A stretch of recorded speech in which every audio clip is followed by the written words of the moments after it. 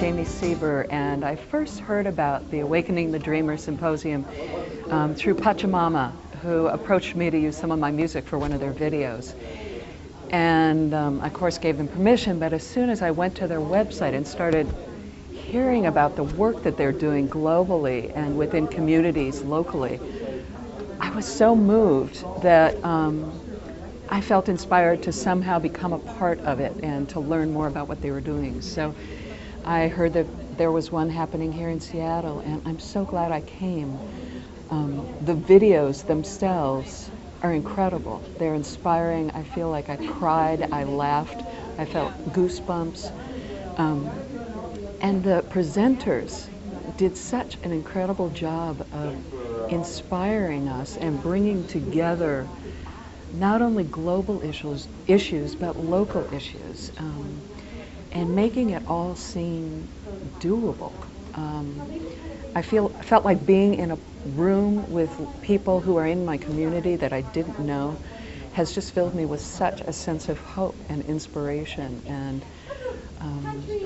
given what's happened recently with the oil spill in the Gulf and the war in Afghanistan and in Iraq, and I mean, just everything, I feel overwhelmed, and today has given me a breath of inspiration and a breath of a community spirit that will survive anything, and that will not only survive but will thrive in the midst of chaos, in the midst of crisis, and we will create better options and better ways of being human, so that we can all come together to protect each other and to protect our planet and all its beings. And I thank Pachamama, I thank the presenters today, I thank everyone who showed up and who came together today with the question of, why was I called here? Wonderful to know that these initiatives are happening all over the world.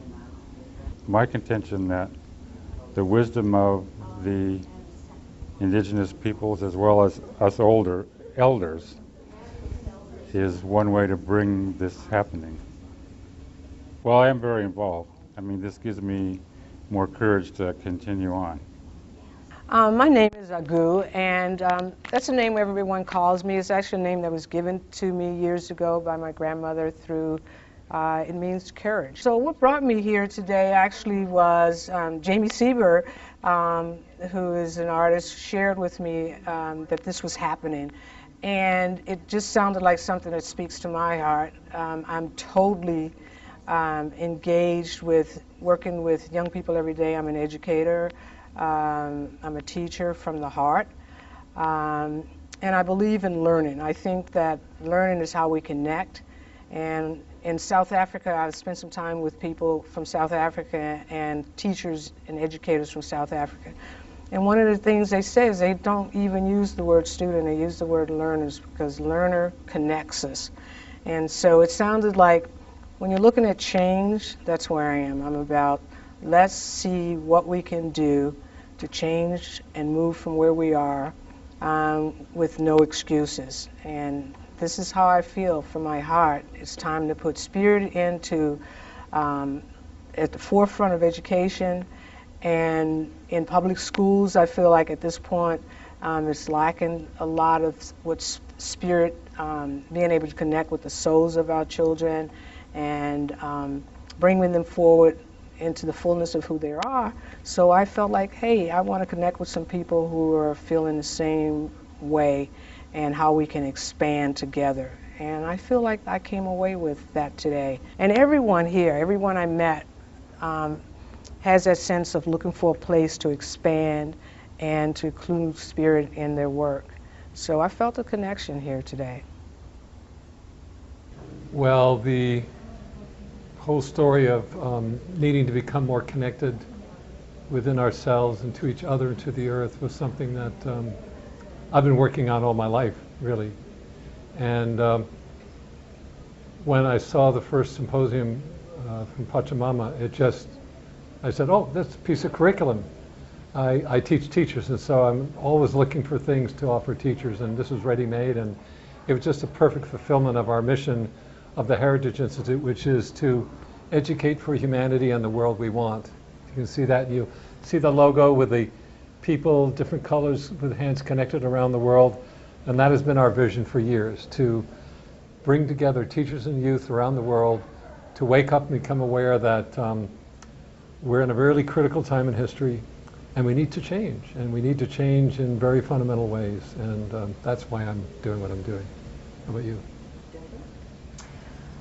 I have been teaching for the last 30 years also and inspiring people in relationship to nature and spirit and creativity. And when I first heard about the symposium, it was from people near me where I lived at the time.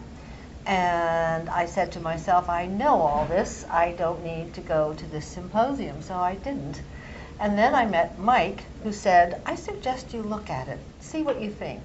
And so this was maybe 3 months after I had turned my nose up. And so I did invite the local facilitators to come to my retreat center, where they presented a symposium, and I gathered the participants.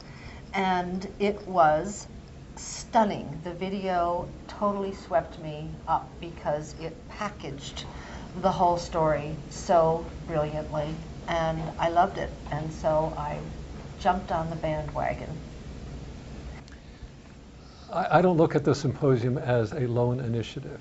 It is part of a much vaster movement for world change that is expressed in all areas, in agriculture, in unions, in labor, in government, in corporations, in people's attempt to have more sustainable, more just, and more meaningful lives. And so I think of the Awakening of the Dreamer Be the Change initiative from the Pachamama Alliance, some 2,500 facilitators around the world, 45 different countries, in itself making a contribution, but it's just part of this much larger fabric that's going on. So I think the entire initiative is quite powerful and quite it's going to make a large impact. It's already making an impact. What captures me is the mission statement of the symposium, which is a human presence on this planet that is spiritually fulfilled, socially just, and environmentally sustainable. And that simple statement could take us anywhere. And so the vision that I have is that the symposium can spin off in many different venues, different populations of people, different styles, different ways of presenting that basic information that we are all interconnected on this planet. Yeah. And the population of the planet has gotten so large that it really is time to look at how can we be better friends to each other? How can we be more mindful about what really makes us happy? And the symposium and the exercises that come from it illuminate that. So the vision is flexible, large, adaptable, full of dance and movement. And I think that's partly also because Pachamama, the organization, is so open with their materials and their encouragement to each facilitator to make it your own, take it where you want it to go, what fits you. The impact may be summed up in a way of a question, how must I be that others can live? How must I be that others can live? Mahatma Gandhi said, live simply that others may simply live. And I think that's an ethic that we're needing to learn globally, that we are all interconnected, and that it's not our right to live in excess if it's causing harm to other people and to the natural world. And I think that message is really starting to get out there, not only through this work, but through a lot of other work that's going on that's in the same spirit. Just as a case in point, this organization here, the Heritage Institute, we reach about 3,000 teachers a year. And when I did the math at one point, I figured, oh my gosh, that means indirectly we're influencing 250,000 students. 250,000 students, that's a lot of people, that's a lot of consciousness, that's a lot of awareness. So I'm really happy to see that we had so many teachers in the group today. Probably a good 22 to 25 were educators. And they represent, multiply that times, well, if they're in secondary, it's 150 kids, or so there could be thousands of kids just right there. So to me, that's why I'm doing this work, is because it's a wonderful way to make the message multiply. I think it's given me a way to stretch myself. I do have enthusiasm for the work, but also there's a part of me that could kind of be lazy if I wanted to, and complacent. And it's really given me a way to fulfill my heart. I would say that, we're all looking for meaning in our life. And I think, there's times we get into in our life when we say, have I really done everything that I came here for? If you have a sense of being called or having a sense of mission in life. And I think that this work, Awaken the Dreamer, Be the Change, has helped me to fulfill more of that sense of why I'm here in this life. How about you? I would piggyback on that comment. The Awakening the Dreamer Symposium has focused a lot of my artwork, a lot of my teaching, whether I'm using the symposium video or not, it doesn't matter. The urgency in me has built not to focus on the petty concerns that George Bernard Shaw so beautifully illustrates in his quote that we use. Not to focus in my workshops, in my teaching, for the participants who come to me on the little concerns. It's like, get beyond yourself to this bigger concern. And a lot of your dysfunctions and diseases will evaporate because there's something so much bigger pulling you forward and giving you a reason to live fully. And I have 8 grandchildren in my life now, and I am very aware that the quality of my own life as a kid, playing freely in the woods, playing freely in the meadow, that's gone for most kids in our country today. And that is a loss of connection. And as a former psychotherapist, I'm also fascinated by the idea that we're at an evolutionary leap in human consciousness, and that perhaps for the first time in our human evolution, our brains can truly be a mind-body brain and a whole brain, with its intuition, really coming back alive and keeping the scientific and the rational, which we've honed so beautifully for the last 1,000 years. That having a whole brain, anything is possible for our species. And that excites me profoundly. For everybody who sees this particular documentary film, to know that this is really a significant time in human history. We are at a critical point where we can no longer continue to live the way we're living. We're totally unsustainable at all levels, spiritually, economically, environmentally, in terms of social justice and inequalities. Financially, we know how fragile our global finance system is. And so I think the appeal to each of you is to, what is it that's calling you in your life to do? What is the bigger you that's wanting to happen? And how can that also contribute to a better world, a better community, a better family, a happier you? Because the happier you are, the more at peace you are on the inside, the more peace you bring to your families and your community, the more peace you bring to the world. And so we just say, use this film as an opportunity to reflect and to take the next step. Thank you. Early 90s, in the rainforest of Ecuador, there is a indigenous tribe called the Achuar that have lived on some 2 million or so pristine acres for literally thousands of years. And they're a dream people. By that, I mean that their educational system consists of waking up in the morning and the children, the moms and the dads and the elders convene and they tell their dreams. What did you dream last night? Because they believe that the important information for what's wanting to happen that day comes from their dreams.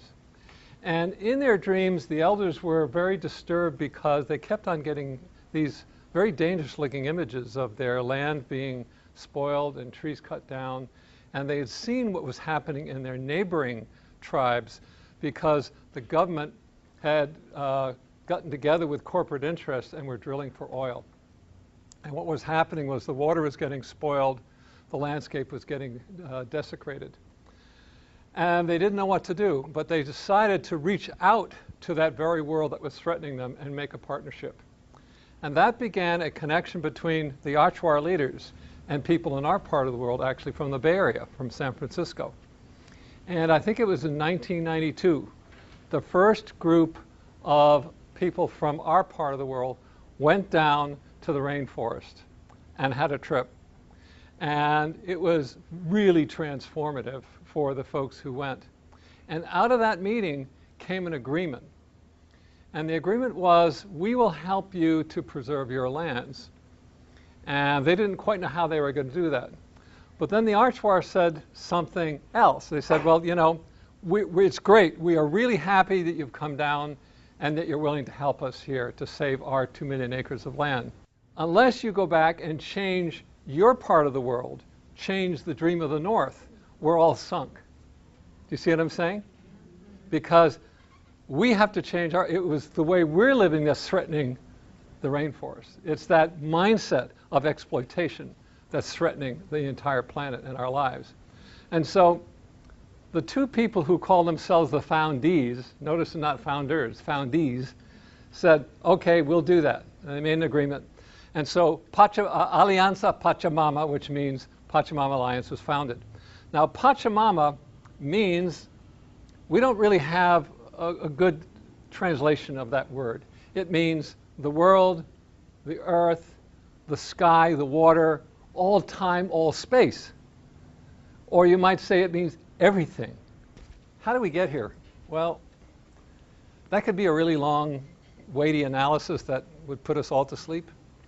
But I like the way Pachamama has sort of done it, because they've said, okay, let's roll up, 15,000 years of human evolution and history into where we are today, and what's the predominant thinking that the context of thought, the context of the narrative, out of which what we've seen is possible, right? What's the context, what's the narrative out of which we've seen that makes the crisis that we're impossible? What are some of the unexamined assumptions that you see operating either in your own life or in the community or in the world? Ultimate of success in the public. Exactly, that somehow testing results tell us something substantive about, and a lot of it, by the way, a lot of the changes that we're looking to do is in what we choose to measure. Mm-hmm. Anybody ever heard of gross national happiness? Yeah? But there's a country that has it. Bhutan.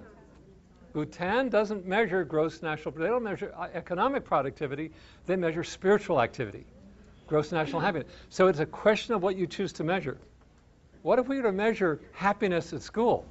Wouldn't that be wonderful? We do this differently from how it's supposed to be, but remember the triangle in the very beginning where we have, say, spiritual fulfillment, spirit, justice, and environment or earth. That's the three. So when you look at, choose any one of the assumptions that your groups have put out and tell me where it affects one of these. Which one of those three would it affect most? Bill, would it affect the environment? It sure would. And justice. And justice.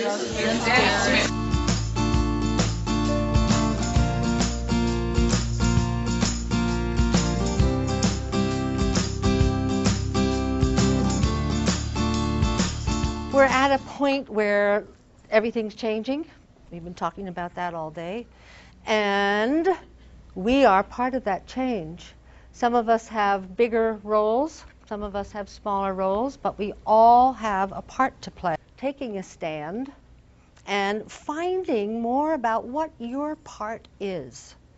What is your particular role? Are you already doing what you're, really called to do, or are you at a shift point where there's a little twist in your own work that you might bring forward, or an amplification of what you're already doing that would change it a bit? That's partly a way to remind us that although each one of us is already involved and caring, we wouldn't be here today if that weren't true already. You're already doing wonderful work in the world.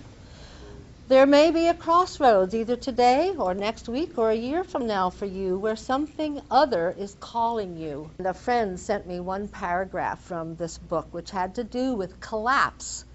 And the more she embraces the collapse of all of our systems that we thought worked, the more energy was released in her, the more energy she had for her creativity and her particular passion. So right now I think we're going to go into a visioning process to become everything I can be.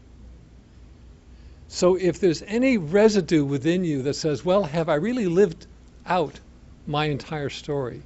Is there more in me that wants to come forward? This is the time to ask it. This is the time in history to ask it.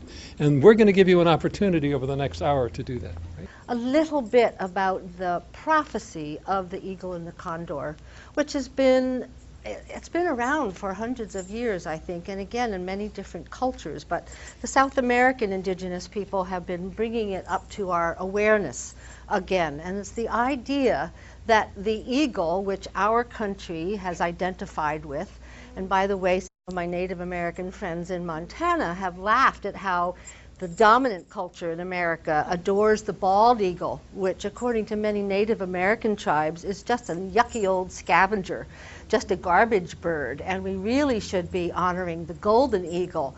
Well, what do we know? It's like, okay. But the idea of our culture is that we honor the intellect, the eagle representing science and technology and our intelligence.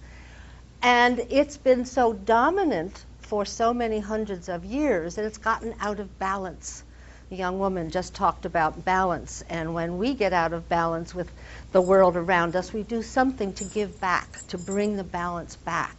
Well, the South American cultures have honored the condor for a long time, and that mythology that accompanies that bird is the wisdom of the heart, the intuition, spirit. So the prophecy idea is that the heart and the mind are finally coming together to fly in one sky. And how awesome is that? And so the call for us as modern people is, what does that psychology look like? What does that development look like, the human development? Who are we as mature humans? Who are we? Story and the downside, the dark side of the current story. We've looked at how we got here. We've looked at a new story that's emerging. And really what that brings us to right now is, what are the possibilities for the future? What actually, what is is it realistic to think that there's hope? And I'm here to say absolutely yes.